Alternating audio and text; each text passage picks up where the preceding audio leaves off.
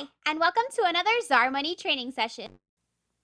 In this module, we'll be going over ZarMoney's event scheduler, what it is, how to use it, and why it's useful. Okay, let's get started. From any screen in ZarMoney, hover over the Sales Center in the top bar navigation and click Scheduler. ZarMoney's event scheduler can help you schedule deliveries, customer callbacks, or any other important tasks you have. On the left-hand sidebar are the types of events that you can schedule, and you can filter your calendar by these event types. To change your event types, go to Event Types at the bottom and click on the pencil icon.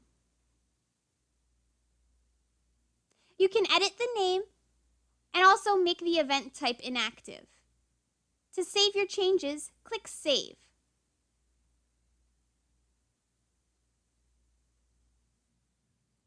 To add an event type, go to the top and enter your event type in the blank field, then click Add New.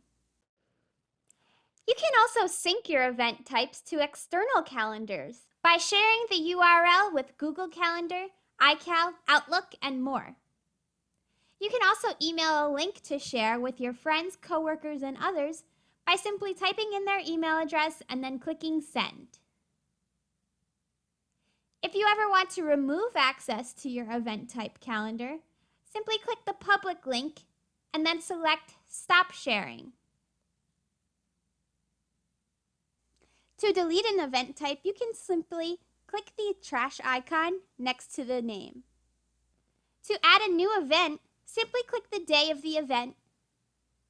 Select the event type that you want to use for your calendar filter, and then edit the title to your event name. You can have the event set to all day, or you can schedule a specific time.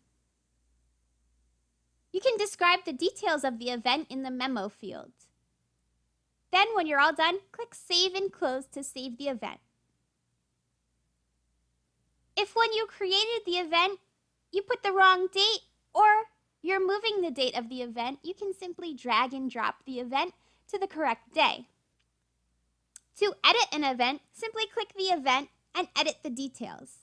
You can assign customer or invoice numbers to tasks for easy retrieval. You can also reference your event to a specific transaction.